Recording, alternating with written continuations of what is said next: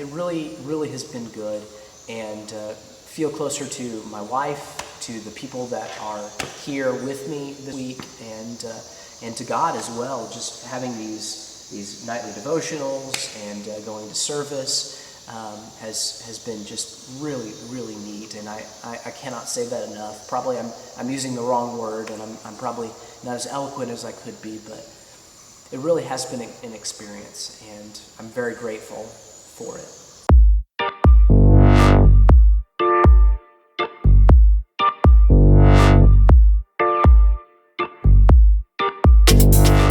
Thanks again for watching.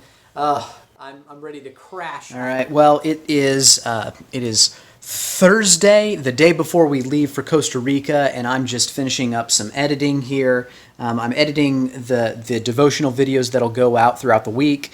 It's a 9-day devotional series, and it was a lot of work putting it together and just editing all the audio and the video. I just really am excited for the idea, this concept that we're all going to be in it together, at least a little bit. We're all going to be reading the same devotionals at the same days, at the same times, presumably. This is just really encouraging, just finishing this up for the evening. It's off to bed, and then in the morning, it's go time. So check out this note that my wife left our dog sitter. If something happens to us, you're not allowed to get rid of our dogs. She's so funny. Yeah, no one would get rid of you.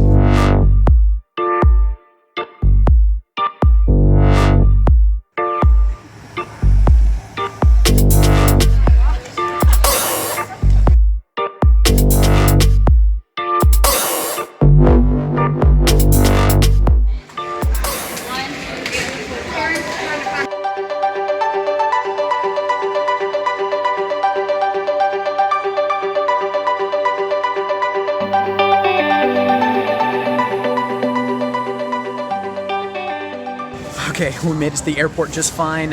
We got on our first flight, and it was kind of crazy getting there, to be honest. I can't remember exactly what we did, but it was we had 2 blowouts, and it was just a crazy story. I'll tell you more about it later.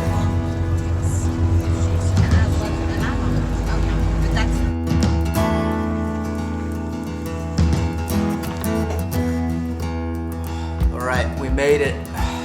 We made it to Costa Rica. But it's a late night, and just ready to get some rest. We made it on our flights. We did it okay. It's crazy getting there, but jeez, I just want to get some sleep. It's going to be a long week, but it's going to be a good week. Just happy to be on the ground, ready to go. All right, have a good night, and we'll see you in the morning.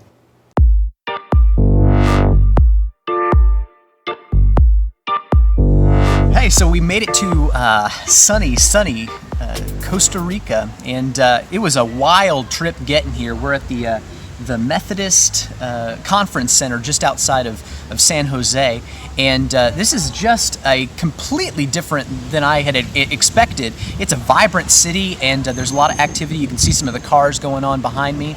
We're here at this Methodist organization, and they were nice enough to house us before we get on to the other Methodist organization that we're partnering with while we're over here in Costa Rica. But the challenges to get here were so great that we almost didn't get here.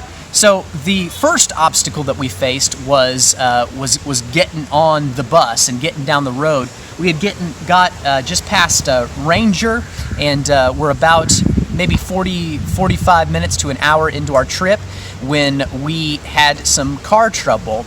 The car suddenly jerked, and there was a lot of road noise, and we found out that one of the tires had blown. All right, we're here at the tire shop, and golly, I cannot believe we got like 10 seconds into the drive. Our driver was great. He handled it really well, so kudos to him, and so we're just here getting it fixed up. It was one of the back tires, and so there were 2 of them per, I guess, side of the bus. The bus is constructed in such a way that it was able to limp on. We were able to get to a tire shop, and so that was really a godsend there that the construction of this bus allowed us to get to where we needed to go. So we went to this tire shop, and it took about an hour to fix the tires, and it was a big deal, but we got it done, got the spare on, and we're able to to knock that out. Oh yeah, I forgot. Part of the reason why we couldn't fix it ourselves was because we didn't have a car jack or a bus jack, I guess. And so we weren't even able to fix it ourselves. We weren't able to get the spare on, so we had to go to a tire shop to begin with. So the fact that it wasn't in the vehicle when we had that blowout was kind of a big deal. But we got to the tire shop, we got it taken care of course, and then we got on down the road. But it wasn't but another 30 to 45 minutes when again the same side, same tire blew out. So we had the same problem happen twice in a row. 2 tires, 2 different ways, and same place. It was a lot of fun. Are we having fun or what? I'm documenting the experience here. Don't say anything bad. You don't want it to get held up. Yeah, exactly. Restricted, right? We're having a blast out here in Costa Rica, but almost didn't make it because when we had the second tire blowout, we were so far away from a tire shop. The first time it happened, we were kind of close, and so we were kind of able to make it. But the second time, we were about 6 miles away from a tire shop. We ended up making it there. We had called a shuttle. We had got everything taken care of, but the shuttle didn't come through. We had to get back on the phone and call one of our other sister Methodist churches in the area in Weatherford. And so shout out to them. They really took care of us, and Pastor came down and was able to drive us to the airport. We made it to the airport. Our flight took off at 1:00 p.m. Central Time, and we made it into the airport at about 12:40. And so we were 20 minutes away from not being able to make our flight, period. Now you're supposed to check in early. You're supposed to check in, maybe an hour early and get through security. And if you're flying in international stuff like this, you might have to go through customs. It's a big process, and then you've got to get through the security, all the security elements that you've got to get through. You've got to then travel to your gate, and so if your gate is a mile away and you've got to walk with your bags and the whole group has to get there, we barely made it in time. I think we made it there we were able to get through security okay. We were able to check in all of our baggage, and we were able to make it as a group to the gate that we were supposed to make it to with maybe 3 or 4 minutes to spare, but that was it. We barely made it, and it could have just as easily, if we would have hit long lines in the baggage claim, or if we would have hit long lines going through security, we wouldn't have made it. There would have been no chance. But I think God was really on our side, and we had a lot of prayer warriors that were back home that were just covering us on this journey, this first day. So first day was crazy. We made it to the airplane. We got on our first flight. It connected to Houston, and then Houston out to San Jose, Costa Rica, which is where we currently are. Now today is going to be a day of travel again. We because of all of that stuff, we haven't driven to our ultimate destination yet. We've got about a 6-hour bus ride where we've got to get to the community center that we'll be staying at for the duration of the week. But really excited to just be here. It was really a nail biter there to make sure, okay, are we going to make it? Okay, do we have transportation? But we did. It all worked out, and God is good. I'm really excited to see what God has in store for the rest of this week.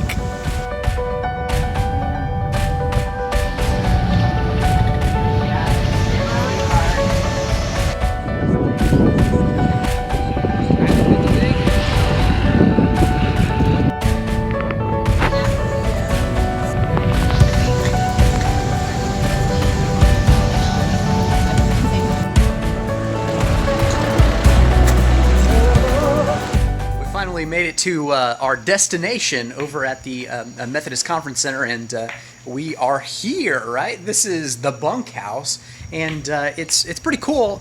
We've got plenty of space, and we kind of lucked out. We're the only group that's coming in to help with the work this week, and we're doing good. Are we having fun yet? Absolutely. So we are straight up inside the jungle. It is crazy. You walk right outside and there's just greenery everywhere. You don't see anything like this in Texas, certainly. So walking around, just being part of all of this. So the path is, I don't know. I guess we'll find out.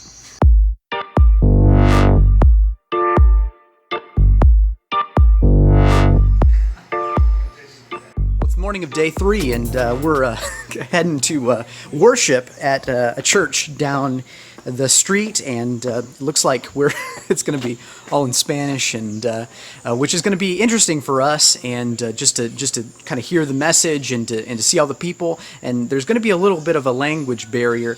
My Spanish is really poor, and I wish I would have brushed up a little bit better. I'm able to get by, and of course my wife speaks fluently, so that's a big help. But what do you do, right? You do what you can.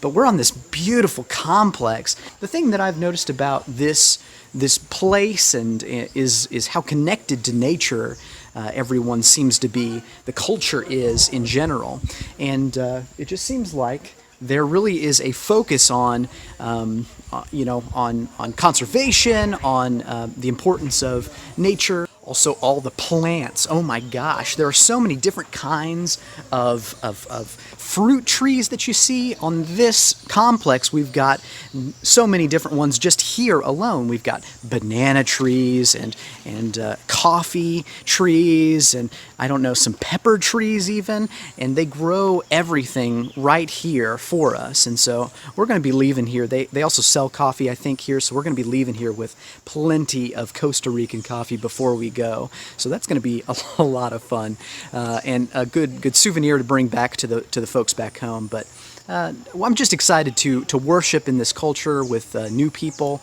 and really experience Costa Rica for the full. We've been here for 2 days now, but it really is going to be exciting to really start to become immersed. Up to this point, we've been in pretty touristy areas, and we this is really our first kind of excursion, if you will, into something that is closer to what the rest of the country is going to be like, and what the rest of our experience is going to be like. So really excited, and I'll tune back in soon. So this is day 3, and day 3 was absolutely crazy. Made it back to the campsite okay, and just trying to decompress and really process through what we experienced today on Sunday. And it was wild. We started our day off with worship, and we went to the Methodist Church in town, and it was high energy. It was all in Spanish, and so that was a culture shock to some, certainly, having never experienced that before. But high energy. I think we did more clapping than than we usually do at our service, and continuously. I mean, it was very energetic, and certainly a different style than I think we're used to, which was good. It was good to experience something different, and being all in Spanish, you kind of had to pick up on some things. And the nature of immersion is that, at least I find myself picking up on phrases that I had long forgotten since high school, and things are coming to me, and my background in solo voice and singing Italian especially is a real asset to me. It has been this week, and we rely heavily on Alex still, and so but I get the sense that being immersed in the culture and the language and everything about Costa Rica, seeing the signs that are on the roads in Spanish, and the signs in the stores that we've been able to go to, it all kind of adds together, and it's part of this experience. I foresee us getting better and better, especially with the language barrier throughout this week, and so that's encouraging to me. After worship, well, actually during worship, we got to listen to the pastor's testimony, which was really powerful, and the way that he experienced extremes, poverty and drug abuse, and his story about he told the story of the feeding of the 5,000 and the feeding of the 4,000, and then the feeding of the 12. Now, if you go back to Mark, which is what he read out of, it was really interesting to see that progression. If you want to go back and look at it, there are 3 stories back to back that are kind of compressed into one tale. It's broken up by this little section about the Pharisees, but go check it out. And we heard a message from him, and it totally changed the way that we thought. At least I personally thought about that passage of Scripture, for one. The other thing that we did is we shared a meal with at the church, and so we got to sit with some of the people, some of the leaders of the church, of the Methodist Church, as well as one another, and share the product of the ladies there who had made our food, and shared a meal with them, and it was really nice to just talk with them and commune with them. Afterwards, we experienced a siesta. We went home and rested. Apparently, that's what we're going to do for the rest of this week also. We're going to, after lunch, they take a period of rest. And so that was really interesting. We're totally not used to that in America, in the U.S., and this concept of taking it easy and of resting is a hard concept to grasp, but seemed helpful. And then we were able to hit the town and go see and experience some of the local culture and commerce. And so we went to a couple stores. We got some great gelato. We got some ice cream, and I don't know. It just was a really neat day. After we did all of our day stuff, we have done what we've done since we got here, which is in the evenings we share a devotional together. And tonight's was especially emotional, and just getting deeper relationships and connections with the people here has just been amazing. And so I'm really excited for the rest of this week and to get started. We actually do work tomorrow, so the past 2 days have really been recovery from our crazy experience just trying to get here. It seems like God has really put his hand over us these past couple days to prepare us for hard work. He gave us 2 days of rest, and so that's really neat, and I feel like we are all just ready and energized for the rest of this week. So I'll check back in with you in the morning.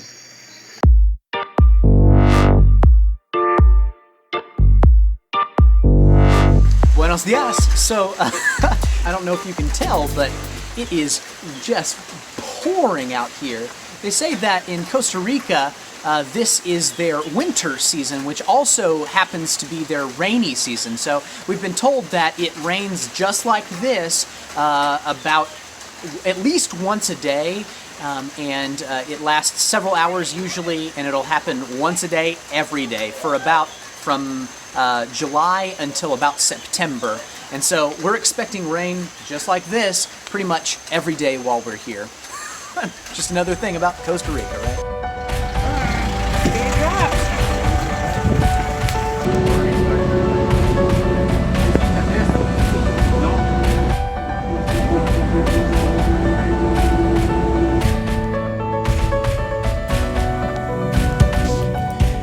This is where we eat. It's where we get our food, and we have lunch, and we get our water and our coffee. Apparently we're drinking a lot of coffee for these groups that come and work here, so there's that. But this is the place.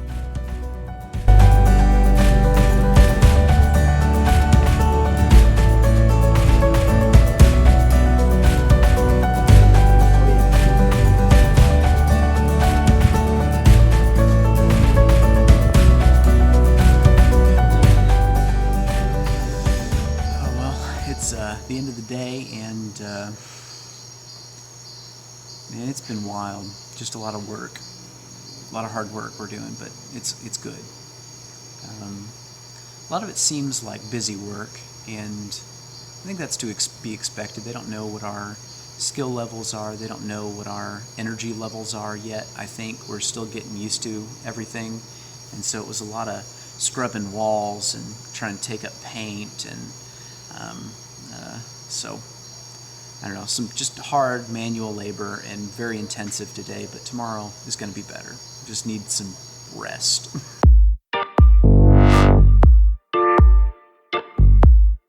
Well, Dave, Day 5 was another hard day of work, pulling the roof off and sweeping and cleaning and doing some spackle work. We mixed the spackle up and started to paint it to the walls just to add some texture, which was really nice.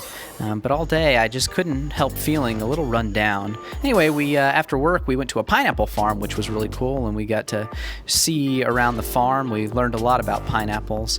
Not all good things, as it turns out. Apparently, the people of Costa Rica are prohibited from eating the pineapples that are produced in Costa Rica, and this is due to the process that they use on these pineapple farms. And wide swaths of the land out in Costa Rica, at least the area that we're in, are dedicated to these pineapple harvesting. Now you'll see this; it's a spiky grass-looking stuff, and what happens is they take a pineapple, which is usually supposed to grow a tree, and it takes about 2 years to grow the tree, but they have somehow expedited the process to about 6 months, which is crazy, through use of chemicals and also through a process of taking a fully grown pineapple and using it as the tree.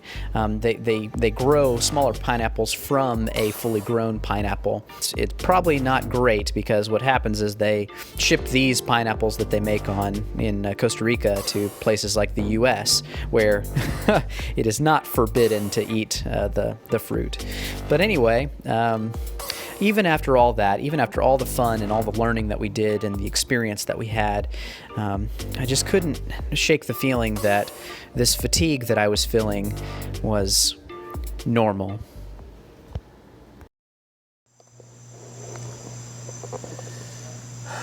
Well, it's official. I have strep, and it's not fun. It doesn't feel good. I mean, I don't even know what happened. I know I didn't sleep well last night, but just what happened is today I started feeling really worn down and just really like a zombie. I mean, almost. And just my throat was on fire, and I was getting hot and cold. I think they call them hot chills. Is that what they call it? And so, I don't know. I just sweat like crazy, and tried to make it. So I guess we'll find out what's going to happen. They've got some folks who've got some antibiotics, and I should be okay.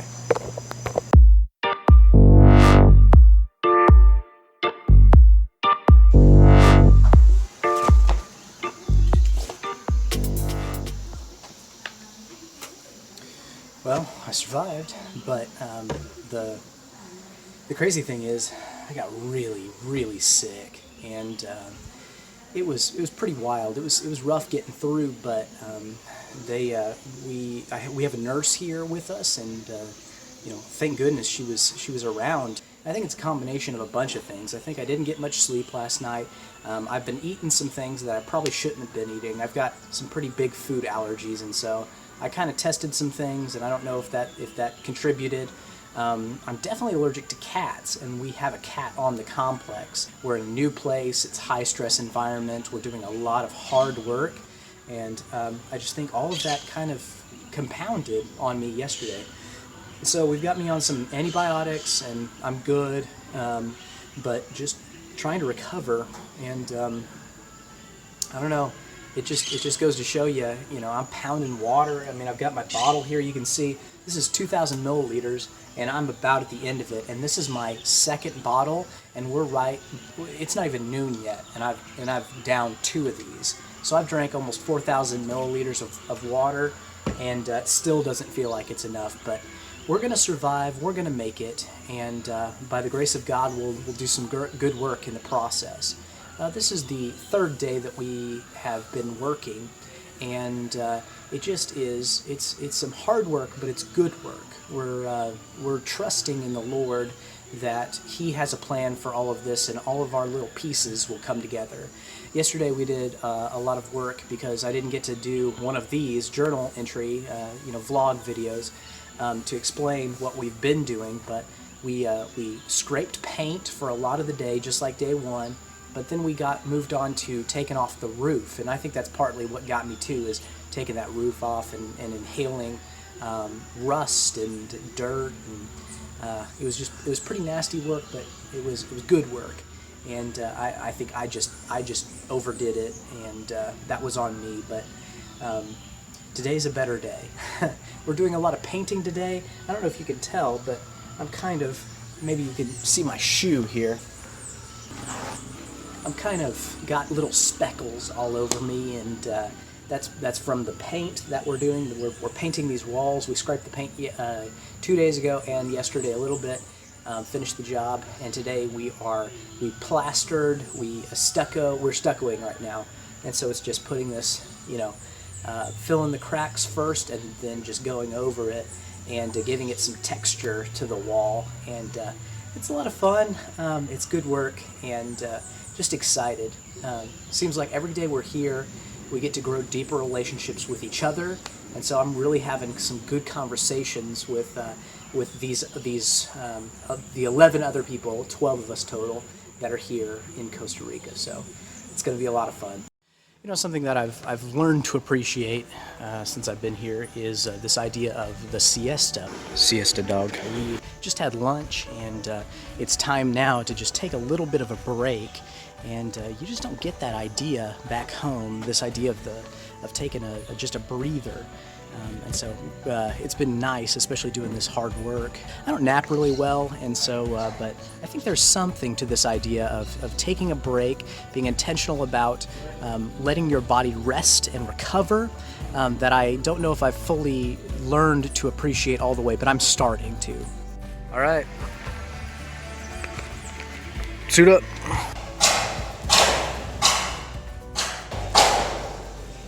What do you think of this? Shredded. Yeah, it is.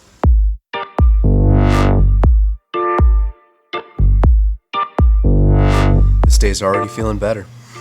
Last work day. Another day, and there's a lot of work to be done, but we're gonna do it. Feeling a lot better, and so ready to do some hard work.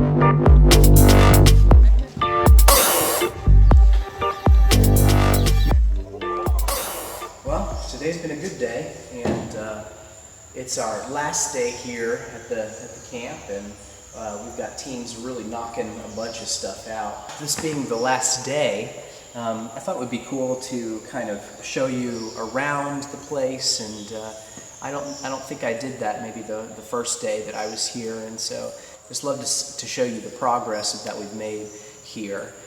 When we started, the building that we've been working on the most had a ceiling and a roof, and all of the walls were this bright green color, including the outside walls. It was actually a blue color, and so we've been systematically, we started the first day, we started by scraping paint up and trying to get to the cinder block on the outside walls, and scraping paint up anything that would come up on the inside, and just making sure it was nice and smooth. Then the second day we did touch-up work for that, and then took speckling and filled in any gaps, any holes, and so that was pretty successful.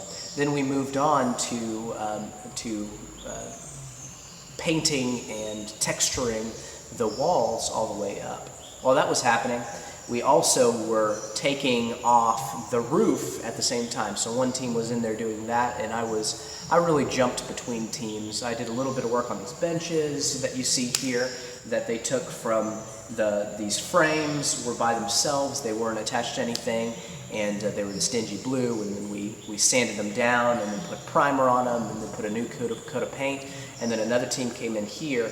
They attached the legs to the actual planks, it looks like, and they've varnished them already. They'll probably do another coat of that, so they've been working on that pretty hard.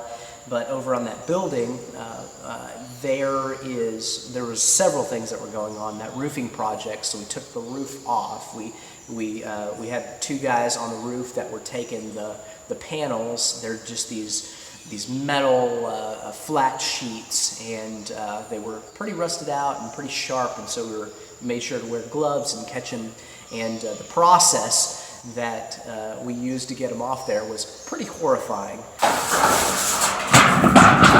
Yeah, so it was really interesting because we had a system down and it worked for us, and don't do that at home, right? But it worked for us here in Costa Rica just because of the time and the energy that we had to spend, and also just because of the tools we have at our disposal. We don't have a lift. We don't have a whole lot of anything, so what we do have is gravity and elbow grease, let's say. So we were able to pick them up off the ground, or if they got stuck in the ground, then we were able to pry them up and then stack them somewhere else. So we got the roof off, and thought we were going to get to putting it back on. Their goal is to raise the roof. Now here in Costa Rica, you'll probably notice, maybe from some of the footage that I've done this far in other video clips, but there is a little bit of a gap between the top of the ceiling, let's call it. The walls end at some point, and then there's a gap, and that gap is where between the place that the walls end and the ceiling starts, the ceiling begins, that gap allows for airflow. It allows for warm air to rise and get out. And that's really what all of these buildings are designed in mind with. The construction is really interesting, and you don't see this back home. I was really worried about bugs the first couple days that I was here. I was really worried that we would have a lot of insect problems, and there are insects and there are critters everywhere. But for some reason, I guess they put mesh lining over some of the more populated spaces. So back on the complex, they've got this mesh, and I forget what it's a screen, I guess is what we call it. And they screen the bars, the metal bars that make up the buildings. Also, the buildings aren't made out of wood usually. They're usually made out of these metal beams. And it's because of a couple things. One, metal lasts longer. It's also less prone to damage by water, it seems like, and so the wood expands and contracts with the water and the moisture, and it is so heavily humid over here that it just seems impractical to use wood. Wood just doesn't last as long, whereas the metal does. Especially with the roofing, we've been dealing with roofing a lot this week, and as you know, and it's interesting to hear them talk about the different aspects of building a home.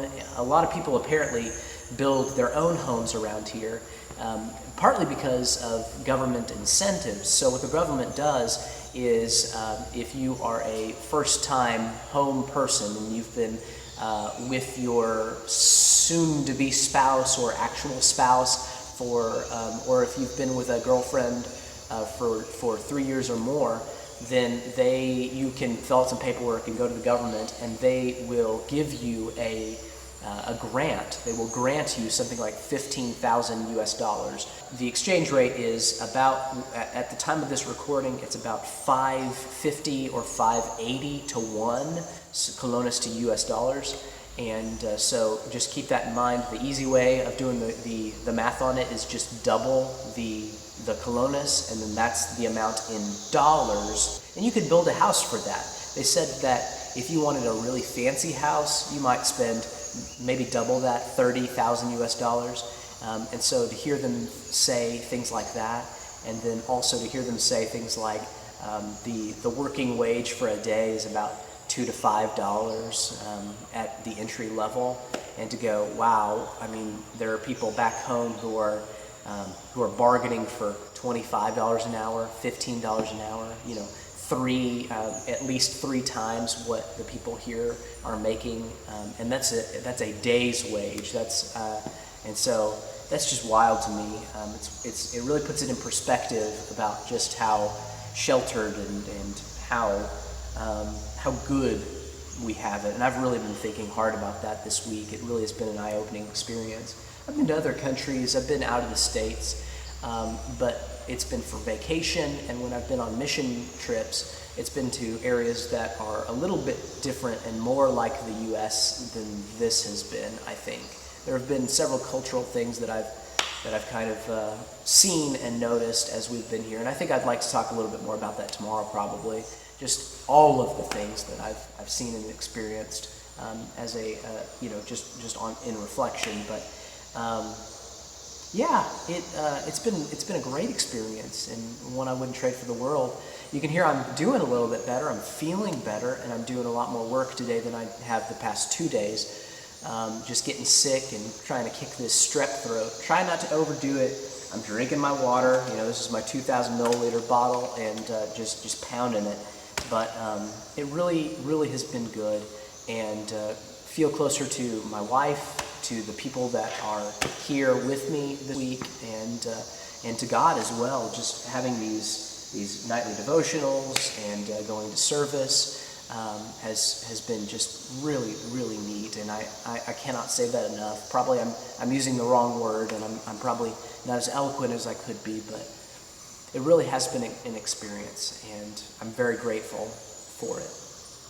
So back to some of the thing about building is that they take this money, this $15,000 that the government gives them, and they build a house, and they do it themselves. They bring in their friends, they bring in their family, and so they use these materials that should last them forever. We were talking to the guys around the work site, and they said, yeah, we built our own houses, and or I helped my brother build his, or my dad build his, and we actually just changed out the roof, one guy says, on my dad's house, and all we did was we took these flat shingles, these flat pieces of metal, and just flipped them over, because that's what happens is the tops get rusted and get all dirty and stuff, and so they just take them down, you just spray them off and clean them up and polish them and then flip them over, and you've got a brand new roof. And maybe it's easier to sell it if you're about to do that, they said, and it just makes it look better. And so I've noticed that there's a lot of raw material that you see, a lot of exposed metal, a lot of exposed wood, especially on the insides of buildings. And I think that really is a reflection of kind of the easy-go-lucky spirit, that we are one with nature and we're one with our materials, and we're not ashamed of what we have and what we're using to accomplish what we need to accomplish the task of getting a roof over our heads. You ought to be able to see what we used to do it and how we built this thing with our own hands. And so that's a really neat thing. My wife and I have been talking for a long time about building a tiny house, and so she and I getting on this building project, I don't think she's ever done anything this major before. I certainly have, but it's been pretty few and far between, and certainly not anything, I guess, this extensive, because it's lasted for, however many days it's been now. Feels like a month, but I know it hasn't been. But just really appreciative for the experience, and especially for everyone back home who I know is praying over me as I've been ill. Kicking the strep throat was really rough that first day, but coming back strong, and I'm ready to tackle this day and for the next couple days. Tomorrow we've got some fun planned, and that ought to be a lot, and just looking forward to that. It's not going to be restful, it's not going to be relaxing, but it will be enjoyable, and so just looking forward to that, getting on an ATV and having some fun.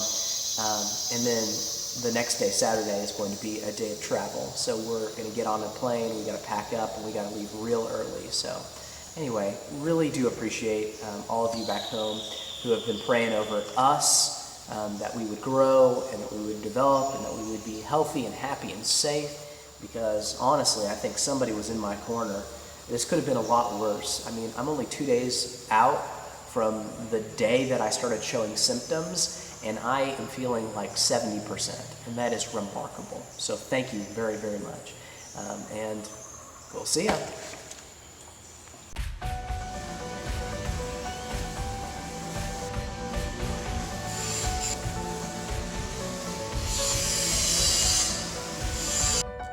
Hey, so the first day that we got here, I don't know if I told you this, but the first day we got here, we got right off the bus to this place this work site, and one of the worker guys picks up a plant from the ground right next to the bus and says, "Here, smell."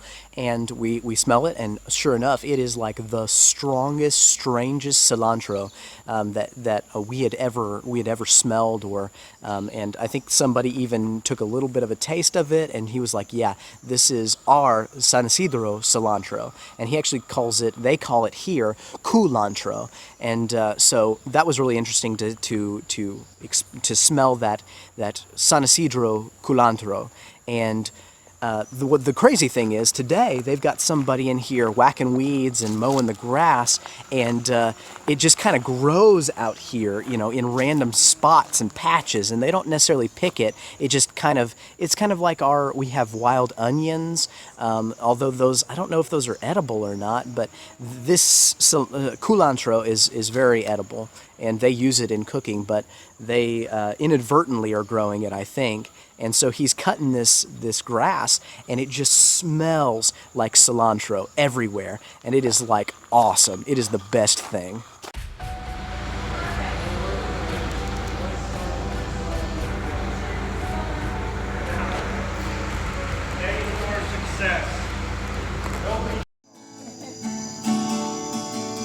Pues si vivimos, para Él vivimos, y si morimos, para Él morimos. Que vivamos o que muramos, somos del Señor, somos del Señor.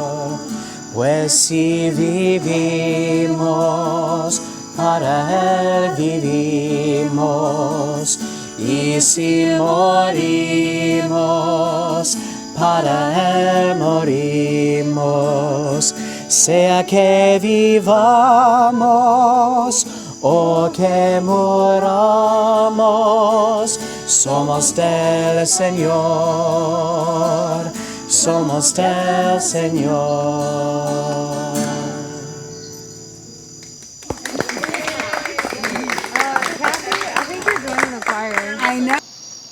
Well, tonight is the last night that we will be here at the Mission Center in Costa Rica in San Isodro, and I don't know, it was just a really nice night. We sat by the bonfire and roasted marshmallows, had s'mores, and we just got the chance to talk with the people that we had been spending the week with. Not only our friends that we came with, the 12 that came here as a Costa Rica mission team, but also the people from the Mission Center, the people who are here each and every day working, and they're providing for the people who come through and do the mission work, who go and do what we did, which is, work on the camps and change out the roof, and so the people who make our food and who made sure that our beds were made and clean when we got here, ready to receive us. Their hospitality was so overwhelming, over and over again, not just here tonight, but also in the services that we experienced, and the times we had been out in the community, at the farmer's market, or at the supermarket. Just everyone that we met and came across was so gracious and so kind, and often they would say, "You are the most important person," and that was just wild. How often do you hear that? I know we get this complex. We think Americans are, so superficial, and they're overblown, and they're so self-absorbed, but never ever do you hear how unique you are from someone else, and so it was just very refreshing to hear. Sure, we hear we're great all the time, and you're great at your job, and you're great at what you're doing, and you're super, and I love you, and all these words, but people don't really mean them, not like this. They looked into our eyes, they held our hands, they hugged our necks and said, "Mi amor," they said, "you are special, you are unique, you are the most important person here." And that was just wild to me. I really, I don't know. It was an interesting experience, and I'm so glad we had it. So as we leave this mission center, tomorrow's going to be mostly fun, and it's going to be a blast, and I know that, but I just don't want this feeling to end. I don't want it to stop here. The kindness that they've shown us, I'd love to take that back to Clyde, to Abilene, to Arkansas, or to wherever when I end up going this summer. I'm sure I'm going to be several different places, but wherever I go, I hope that I can absorb. I've absorbed enough. The pastor at the service that we went to, I may have mentioned this already, but he talked about the idea of anointing the head with oil. And so that's what happens. The pastor is the anointed one, and then it runs down into the beard, the congregation, right? And then from the beard it drips onto the garments. And it's this illustration of, yes, you have been anointed, and the anointing flows downward from the top, from Jesus, who does the anointing, and God, and then, but it's got to continue. It can't just be absorbed in the beard. It cannot just be absorbed and not released. It's got to continue on. It's got to drip.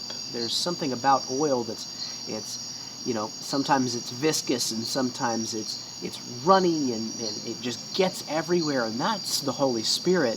Whatever you touch, your hands are oil, and you touch somebody's hand, and you shake it, and you hug somebody's neck like so many people did for us, and a little part of that Spirit is left behind if you have the anointing on you. And so it just feels like we really have been charged with taking that kindness and that hospitality that we've been shown here this week and just continuing it, giving it to someone else. Really shared some interesting times and just prayed around the circle with one another in Spanish and English at the same time, and it's just a really, really, really moving experience. And so just so glad that I was able to be just a part of it.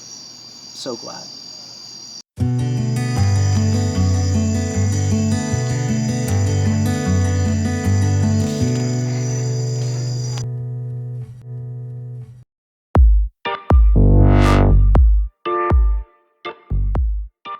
All right, time for some fun.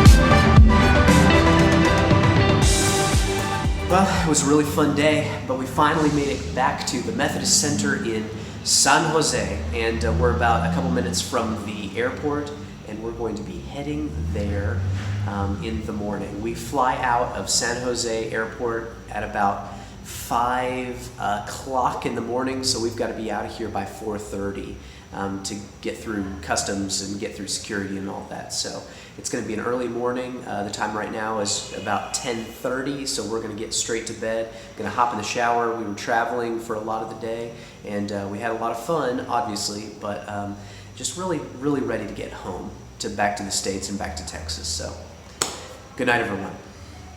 Buenas noches.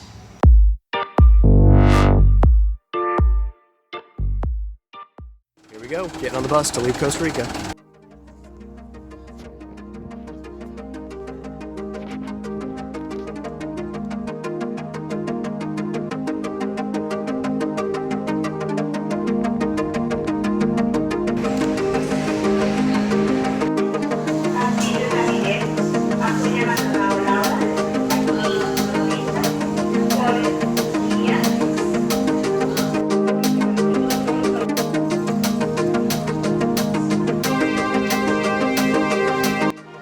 Right, well, we're waiting in the airport and at our gate, and we're about to board. We got here just fine, and it wasn't anything like our experience earlier in the week when we got here.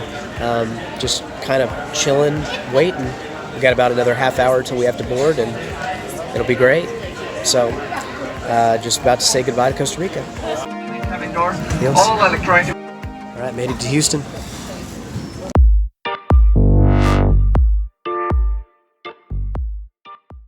Hey, so now that I've had just a couple of days to reflect on my experience in Costa Rica, I've had a couple of days to look through some of the footage and some of the vlog, and this is just a time for me to reflect a little bit with you, level with you on some stuff that maybe I missed or that I'd like to have covered, but I don't think came across or I didn't cover fully enough. And so I appreciate you spending some time to think through exactly what happened and reflect with me at this closing of this mega vlog. It was a lot of fun, and so I hope you enjoyed it. But just a couple of things that I've been able to reflect a little bit deeper on. The first one is that really this experience at its core was truly a spiritual growth experience. And when I say that, I mean that most of the time that we spent here, of course, a lot of the vlog was dedicated to the work that we did at the kids camp and the transformation that camp took on. But really, I just wanted to drive this point home that truly it was an experience where we spent massive amounts of our off time in personal devotion to God and to reading the Scripture. And I don't think that really got captured, as well as group devotion to the Word and to one another. The other missionaries that went on this trip with me really spent time with one another and with myself around table, around meals, and around the Word. We spent all of our evenings completely together. We blocked off hours of time to devote to scripture reading and devotional with one another. And so out of respect for the other people that were on this trip, out of respect for their wishes, I wasn't sure if they wanted to appear on this vlog, and so I kept them out of it as much as I could, as well as to their wishes for personal time together when we were doing nightly devotionals. I didn't want to interrupt that. And so also, out of the two worship experiences that we had, they asked us specifically not to bring our cell phones or to bring our cameras or any noise-making devices. And so, out of respect for the people of the church that we went to in the worship experience, we didn't want to interrupt that. We didn't want to impair that in any way, shape, or form. And so, you'll notice that there are very few. There's no video and just a couple photos. One of outside the church, one of the sign of the church, and then one of the pastor and some of the congregants who were together and were praying over one another and were talking with one another. But there's no footage of the worship service itself. There's no footage of any of the interactions that we had with the congregants there. And that was purposeful. That was out of respect for them. And I'm sure there's something that we could take away from that. It's crazy to think that our main goal in some churches is to live stream, to make it as open and as global as possible, whereas over there in Costa Rica they were doing the exact opposite. Please don't bring your cell phones. Please don't bring your cameras. Please just engage for this one moment in this corporate worship, with this corporate worship body, in this corporate worship experience. Let's commune together in this 1 hour, 2 hours, 2.5 hours actually, when we really got down to it. Those worship services were very, very lengthy, which was just fine. And I don't know. I really wanted to respect everyone and as much as possible. So really you only got this one-sided view of me and the things that I was seeing. And I hope that didn't detract from the fact that this really was a spiritual growth experience, both personal and alongside the other missionaries.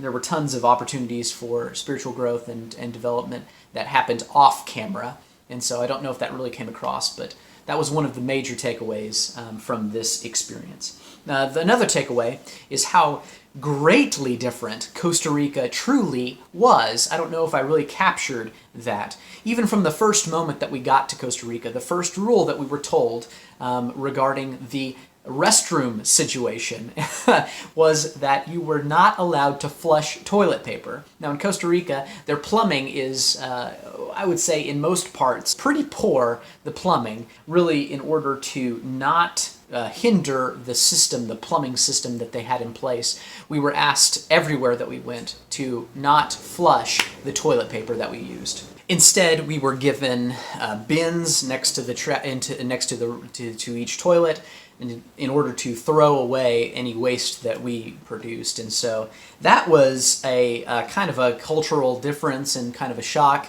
Although it really, by the end of it, you got very, very used to it. I thought it was going to be gross, and I almost didn't want to talk about it on video here, but it just shows how different the culture was, and how much of a non-traversy that truly was. There really wasn't it wasn't a big deal. It ended up not having any real impact on us whatsoever, although everyone going into it had thought, oh no, this is going to be a problem, but it really wasn't. I was very encouraged by how easily we adapted to some of those cultural things. So not only just the restroom, public toilet paper rule, but also the culture in general. The Costa Ricans had two primary sayings, and the first was pura vida, the second was tico time, and we heard these and saw these over and over again. You might have seen some of the memorabilia that I shot that had this phrase pura vida on it. Essentially it boils down to this idea of the pure life. It approximates that in English.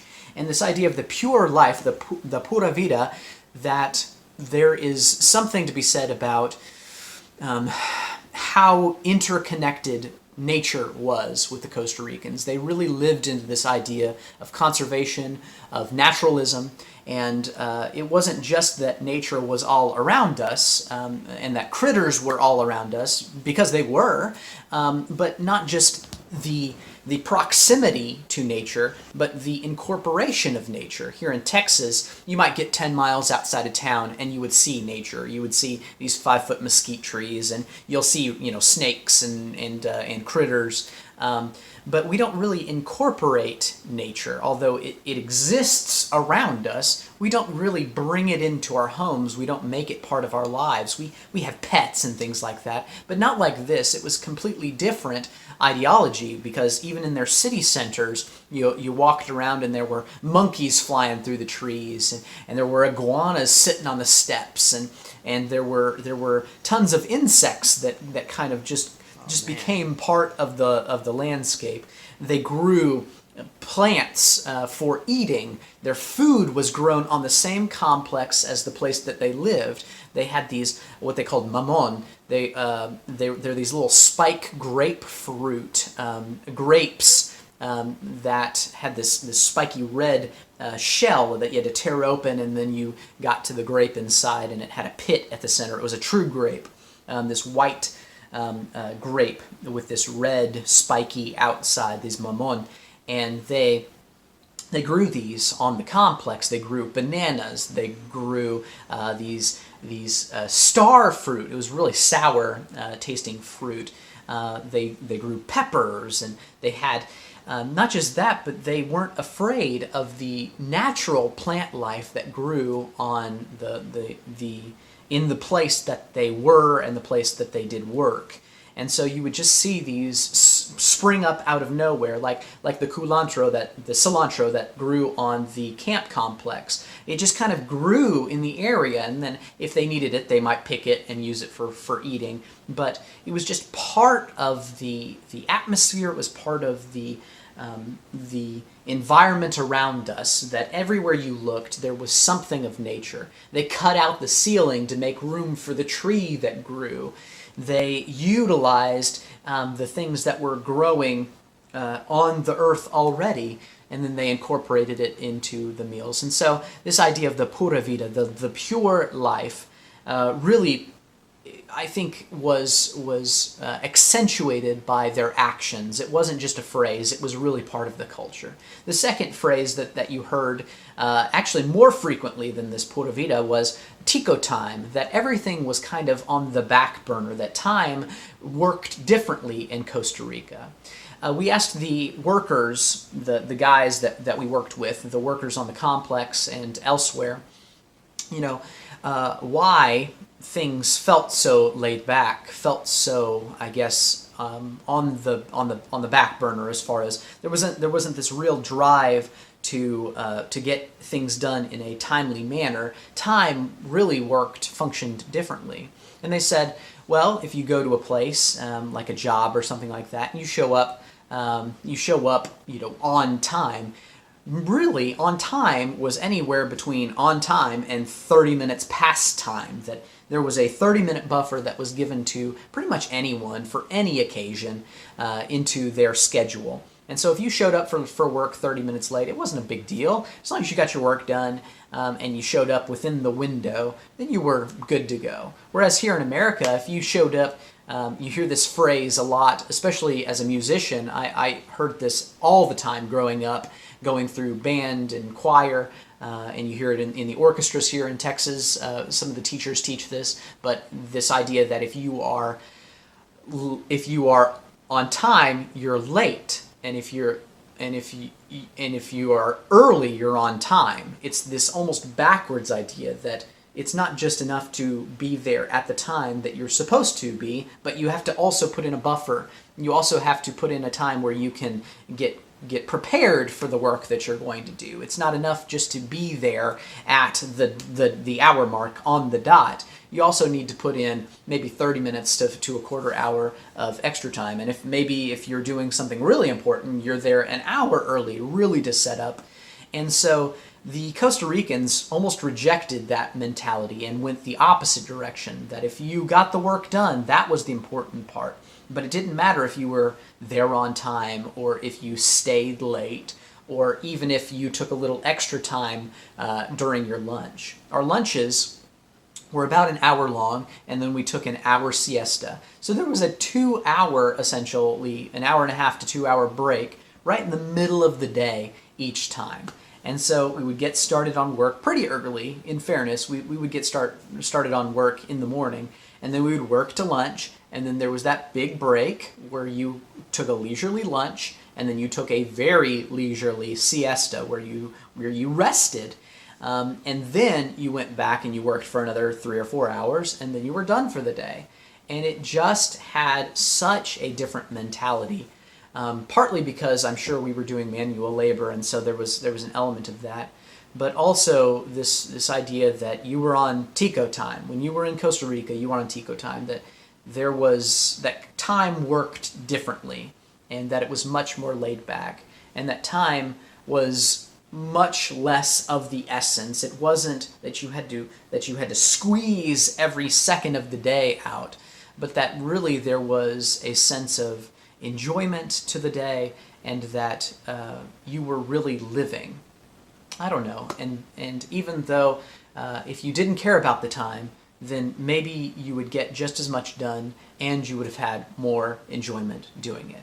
And so that was a big takeaway, these two sayings, pura vida, the pure life, and tico time, this idea that time maybe runs contrary to what we think about here in the States. So that was another big takeaway. The third takeaway that I had, the major takeaway, was how precarious my health situation truly was. To get strep or to get really sick in any major way when you're in another country is always a big deal. And I think I touched on it and I talked about it, but I was really in a bad spot. I mean, when I started showing symptoms, when I was in zombie state and I couldn't hardly lift my head up or carry conversation, I mean, I was in rough shape. And so much so that we were supposed to go to a worship service that evening, and I was completely bent on going to that service. We were supposed to sing for the congregation. There was a big to-do about that, and by me not going, I felt like I was doing a disservice to the rest of the group. And I didn't talk about that at all in any of the video, but it was true. I really felt responsible for going to each and every worship service that was presented to us, and it was one of very few. Thank goodness we had a medical professional with us on this trip, because she saw me and she said, "Let's take a look." She did, and she took my temperature, and I was at 99.7, and she said, if we didn't do anything about this today, tomorrow that 99.7 would have been 107, easy. So at the onset of my symptoms, meaning my fever and my tiredness, my lethargy, I was already at the early stages, I was at kind of a mid-elevated state as far as fever is concerned. And so she told me that there was no doubt in her mind that it would have just exploded. And if we wouldn't have got to it when we did and got all the ibuprofen and Tylenol in my system to keep my fever down, then the strep would have adapted and would have become airborne. And so not only would I have been sick, but I would have made everyone else around me sick as well. So I'm very, very acutely aware of the contribution of our health professional that went with us. I'm very appreciative of her, and as well as the acute awareness that I was really in a precarious situation, because that evening when I stayed home from worship, which was just heartbreaking to me, I sweat like crazy. My wife said that she came back from the worship and to check in on me, and it had looked like I had showered. That's how moist, wet I was. My hair was drenched and my clothes were wet. That's how much I had sweated while they were away for the 2 hours. But after that, past that point, I was good. I mean, I had broken the fever, and by keeping my feet and my head uncovered, no matter how I felt.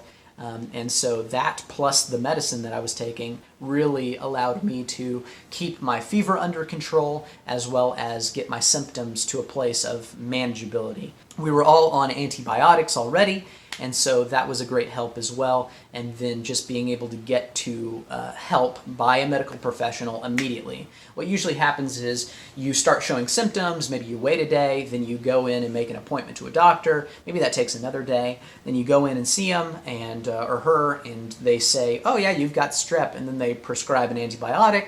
Then you get on it by the evening of that night. Well, you're already 3 or 4 days into the process. You started showing symptoms, 4 days before, and you're just now treating the illness.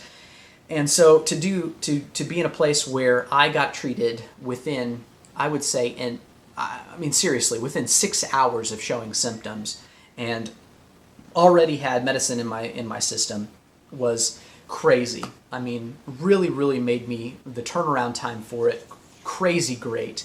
And I don't think I would have had that same experience any other way, because if I would have done it the traditional way, then who knows where I would have been, how sick I would have eventually gotten, and how sick I would have gotten everyone else. To the point where I probably shouldn't have done this, but I did. On that second day, we actually went to, everyone wanted to go to a farmer's market, but my wife wanted to go to CrossFit. And so instead of going to the farmer's market, I went to CrossFit with her. And I'm not claiming to be a CrossFitter, full disclosure. I go maybe once a month. I average once a month with her. She really is the CrossFitter, and I am not. I'm just a humble guy who really hates working out, but enjoys going to CrossFit every once in a while. And so I'm more of a I don't know what I am, but I'm certainly not that. I'm not claiming to be. But it was cool to go to CrossFit San Isodro and represent the CrossFit gym here in Abilene. So that was really neat, and especially for her, because she crushed it, and because I was recovering, I did very, very poorly. I wouldn't have done great anyway, but I did very, very poorly. But it was still a fun experience, and so I was glad that we had somebody there with us on the mission that was able to address the symptoms and get me to a place, a healthy state, so quickly. We were just so lucky to have that nurse, and I'm so appreciative of her. And I fully recognize the precarious state that I really was in. And I don't know if that really came across in what dire straits I truly was in over that day. But the speediness of which I was treated really made a big difference. Now, the fourth and final thing that I kind of came away with, and I've really reflected on, is how safe we really were. We were safe, and we were cared for throughout the entire experience in Costa Rica, and I'm so grateful for that. I had a lot of security concerns going into the trip. All of us had concerns about trafficking, about health and safety, and just really we were put at ease almost from the first day that we were there. Truly, we were put at ease. Although there are there's some crime and there's some security issues in Costa Rica generically. You might have seen footage of houses and businesses. You'll notice that all of them had like barbed wire fencing over the top of each of the gates that were presented. There was almost no house, no business that didn't have bars over the windows and gates around the structure, and then maybe barbed wire or pointed fencing at the top of those gates. And that was because the part of the culture in Costa Rica, this concept of there's a lot of things I would say, but part of this leisurely culture kind of has an effect on the populace, on the people, and it was said to us by the workers and the people in the cities that we went to that really. The crime that they have a problem with is theft. That people, because they are in such a nice area and fruit and food just kind of grows wherever you go, that you can get cared for anywhere. Also, they have a really great community infrastructure and support system, so it's not hard to get help if you're in need. And this has led to some dependency, especially on the part of the youth and the young people in the community. And so some of them turn to, as you can imagine, crime, that they can just jump over a fence and take, a TV or take some luxury item or good, and maybe turn around and sell it for the money that they need for the month or something like that. There is some element to that. And so that's the issues that they primarily contend with, is theft. And so that's why you saw all those things. On the complex that we stayed in, there was a guard that was there 24/7, and there were cameras, and there was barbed wire fencing at the top of the long metal gating. But we felt very, very safe, very secure. There were never any issues, not while we were traveling, not while we were at the complex. And so, despite all the concerns we might have gone into the trip having. All of those concerns were completely unfounded, unmerited, and we never had any security issues. So if you're thinking about going on a trip like this to Costa Rica, I would just like to encourage you in that direction, that don't let the security issue hold you back. Don't let this concern about health and safety hold you back. It really was a great experience for us. We never had any problems, and although my experience might not be your experience, I can say with certainty that at least this organization took it very seriously and was very concerned with the well-being of the people in their charge. They really took care of us. They really provided for us. They showed us the utmost hospitality, and I'm so grateful for the people that we worked with and that we communicated and interacted with through the experience. And I would absolutely do it again in a heartbeat. So those were my major takeaways. It really was a fabulous experience, full of spiritual and personal development. I made some real friends. I experienced a lot because of the differences that Costa Rica had to offer, not just the restroom situation, but also the cultural ideas, the cultural identity of the Costa Ricans, this idea of pura vida, the pure life, and tico time, the concept of taking time to rest and relax and experience life to its fullest and to its most comfortable. That we were cared for both by the nurse that went with us, which was awesome, that we really had the utmost of care, both in health and safety and security, and that I would go back and do it again in a heartbeat. So I hope that you've enjoyed this mega 9-day vlog. I've never attempted something like this before. I'm sorry that it got out so late, but I really do hope that you enjoyed it. If you did, I would really appreciate you giving me a thumbs up, giving me a like, either on Facebook or YouTube, or maybe this will go up on a podcast someday soon, and so be looking out for that. But just wanted to encourage you that this mission experience was just as much part of, it was for, you can be a part of this mission experience, truly.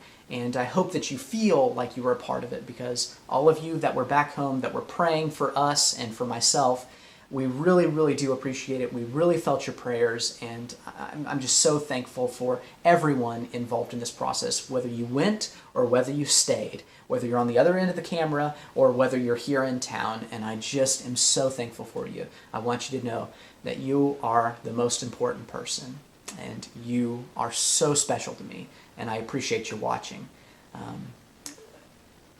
What else can be said, right? Thank you so much. And God bless you. Go in peace.